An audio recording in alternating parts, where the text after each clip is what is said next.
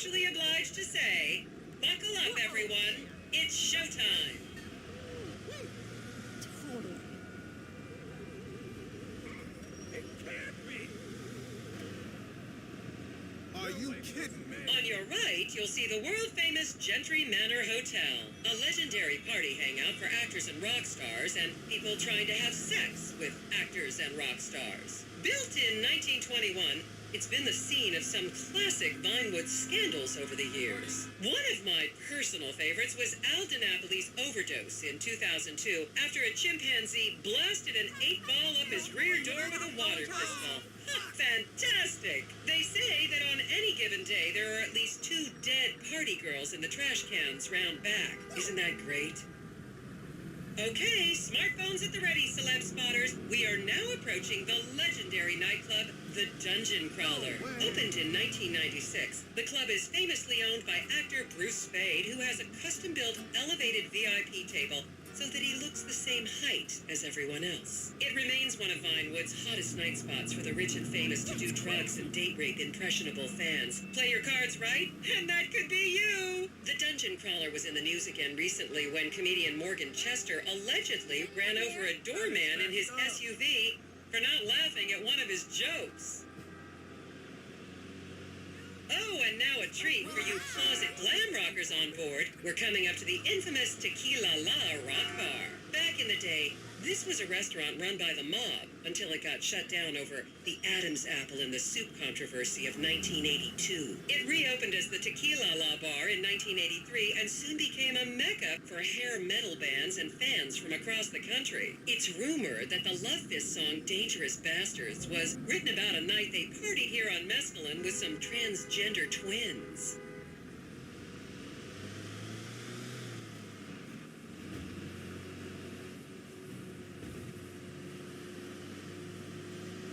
Vinewood is often referred to as the anal bleaching capital of the world.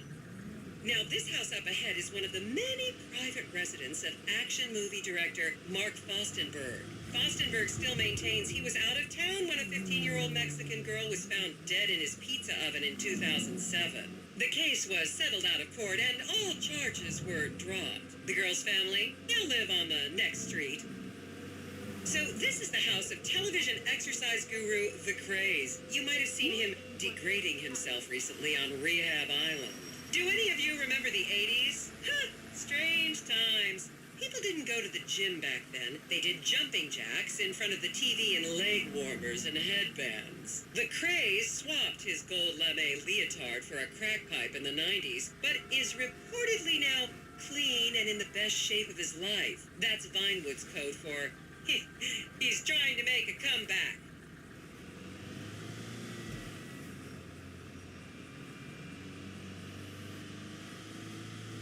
I said pizza banner exchange to him.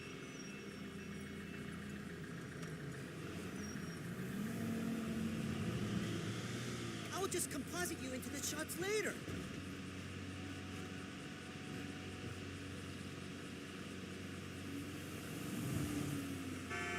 This is the home of celebrity wild child Martha Turn.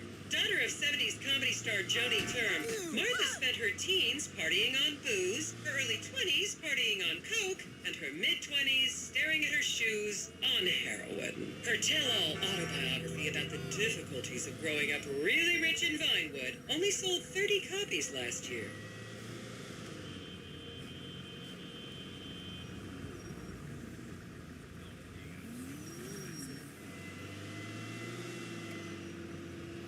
That's history right there.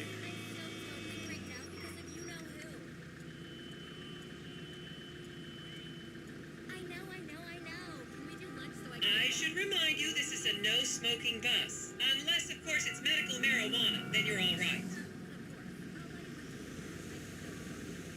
I've only seen this in movies.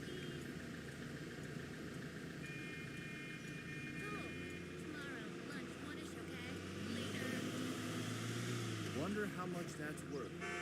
Holy macaroni!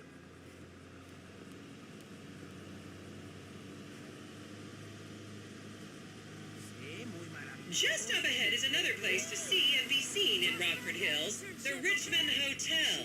An iconic entertainment industry hangout, sleazy producer types have been promising to make young girl stars here for over 100 years now. Not gonna lie, I did some shameful things in that lobby bar in my youth, but I've put that period of my life behind me now.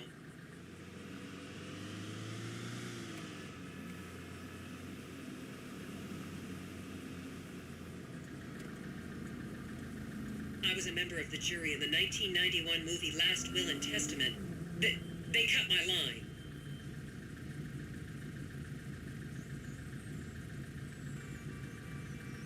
Someone needs to make it so, like, you can get an avatar to do this for you.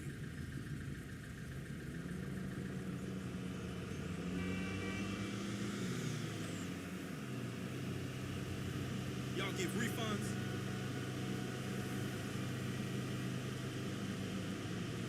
Jesus, you're a loser. I gotta tell my dad about this. He'd love it.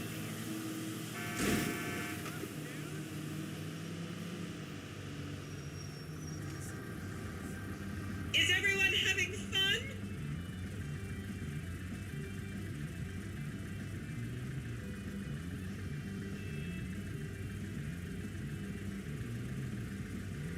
It just goes to show that we never leave our meal.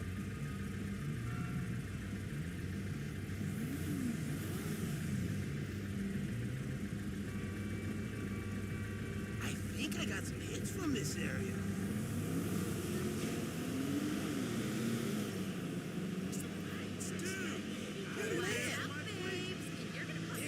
Here you can see the landmark Weasel Theater, which was opened here in Morningwood in 1930. Some of the biggest movies in history have premiered at this theater, including Blue Blood, Shoulder of Orion, and The Many Wives of Alfredo Smith. You might remember the controversial premiere of the gladiator comedy Lions and Donkeys in 1984, when star Chip Hampton walked up the red carpet with two slaves in chains.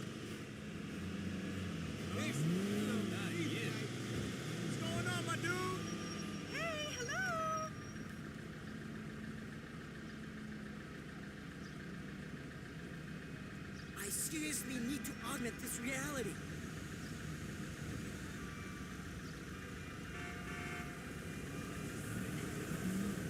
Count yourselves lucky, my prescription just got renewed this morning.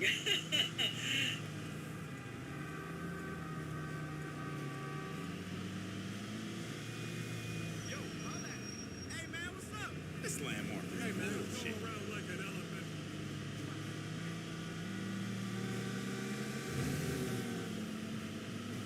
This place is dope. And now to our left, ladies and gentlemen, is the famous Richard's Majestic Studios. The product placement for classics like Nelson and Naples and Rum Runner, and the not-so-classics like Vinewooooood Zombie and Shoulder of Orion 2 was shoehorned into the final edits right behind those very gates. Everyone has a favorite Solomon Richards movie. An American Divorce really helped me through a difficult time when I was bankrupting my first husband. Oh, come on, don't people in the Midwest watch movies? You must have seen Defender of the Faith. No? Wow, tough crowd.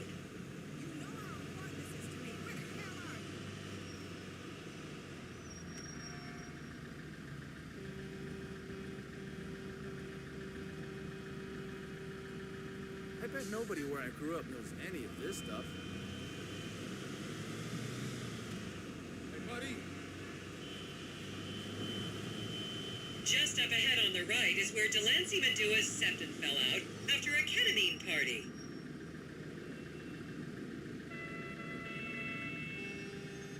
I wonder if anyone here visits my site.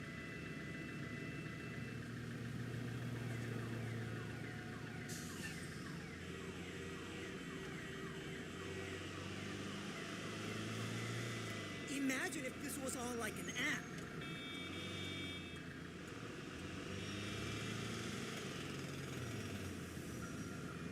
Yo, we get free snacks.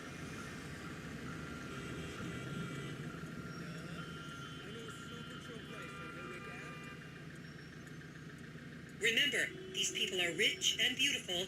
That makes them better than us.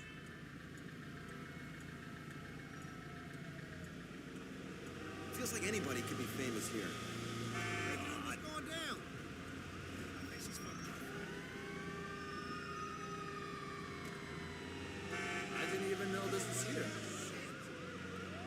Okay, people, get those cameras out. This is Portola Drive. You won't get a better chance to spot a celebrity in its natural habitat. As you can see, the recession hasn't hit this part of town very hard. These are some of the most offensively high-end designer stores in the country. And now, some fun trivia for you. There have been a number of movies shot on Portola Drive, mostly awful ones about rich idiots, including the blockbuster 2005 romantic comedy, Shoe Whore, that's credited with sending women's rights back 50 years. The store we're passing now is where British star Charlotte Crown was caught on film in the changing room, eating and purging the same burrito over and over again, just like a dog.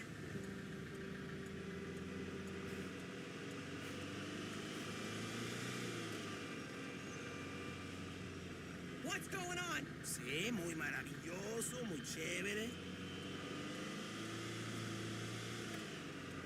This is the Epsilon Center. Anyone with red hair, please cover it for your own safety. If you really want to meet a famous celebrity, this place is packed full of them. Take an introductory course. It changed my life.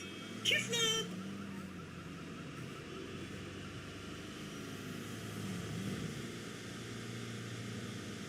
I bowled 285 last weekend. Keep those cameras out and fingers on the trigger. Celebs are skinny and fast.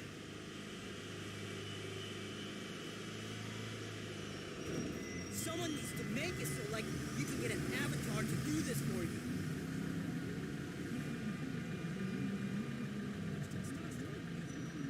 I gotta use the bathroom.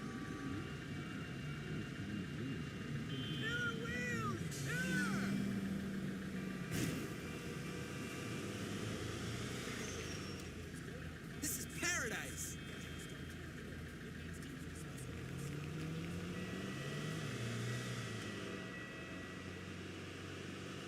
To the left, you'll see a spot where a pizza boy claims that Play P.G. Jackson asked him to remove his shorts. I'm gonna be living in Look at style off that. my work, and she'll be teaching. I knew there was life outside Chinese school.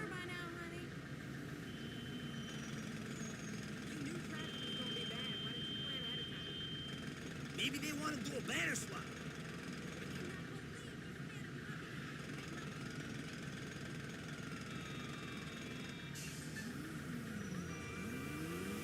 Why are my shots never as good as the ones in the movie? You better keep it in your pants.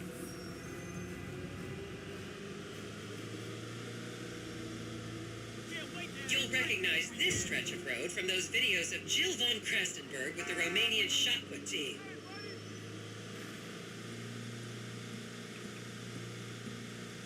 No, this was in that movie.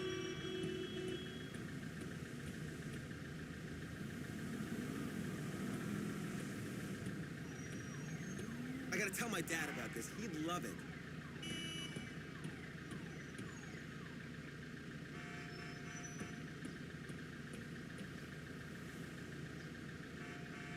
My parents never told me about this stuff.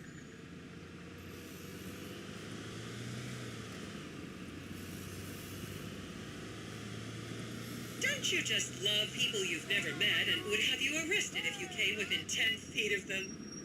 And here is City Hall. This is where the mayor's office is, if any of you care. You might recognize this building from the 20-minute final dogfight to save Earth in the movie Invasion Los Santos. Come on. If the 99% don't get off their ass, we'll all be fucked.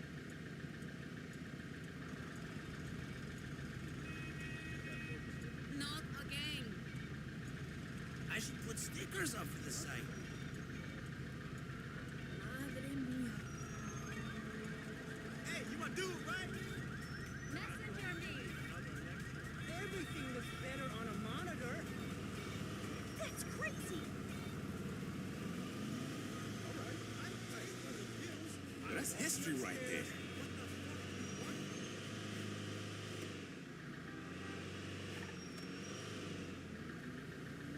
Whoa. Please, refrain from taking photos of ethnic minorities. They could be gang members.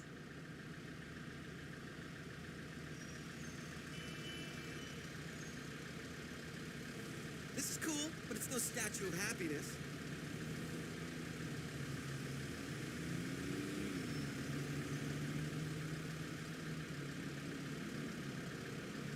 This town needs visionaries to keep commissioning things like that, not pay taxes.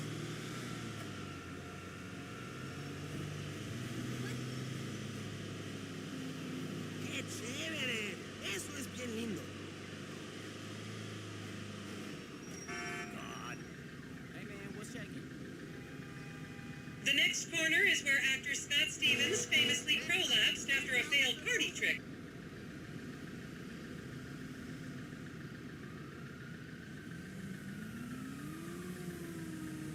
I seriously need to augment this reality.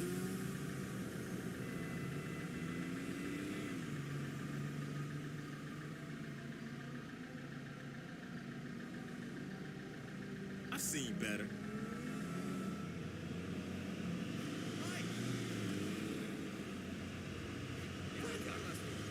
And I think you sold me a gay dog. This place is dope.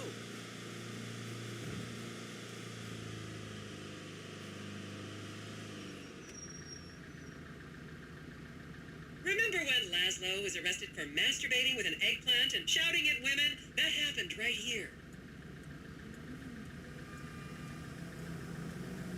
Someday, I'm gonna buy that. Maybe it's a tax write-off.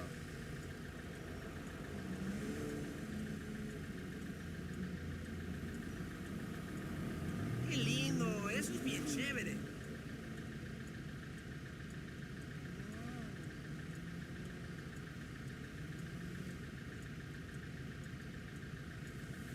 It's never as inspiring as you think, is it?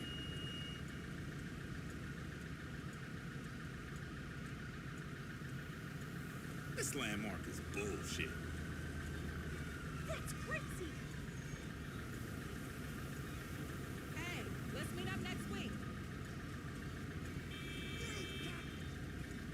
Whoa, so much bigger in person.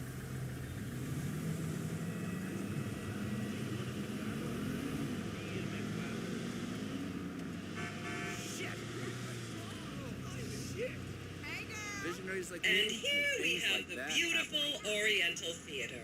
Riots broke out on the theater's opening night in 1928 as desperate fans tried to get upskirt shots of the legendary silent movie star Miriam Turner, much like you're doing today, except with really heavy cameras. My daughter tells me it isn't politically correct to say Oriental anymore, but considering some of the other common terms for Asians in the 1920s, the name could have been a lot worse. There's a saying that to go to Los Santos and not see the Oriental Theater is like going to China and not visiting a burger shop. You know, I've never really understood what that means, but...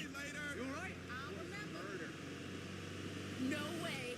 And here we are, back on the strip. As they say in Vinewood, that's a wrap, folks. I hope I managed to take your minds off the economic downturn for just a little while. I'd like to remind any Europeans that 1% is an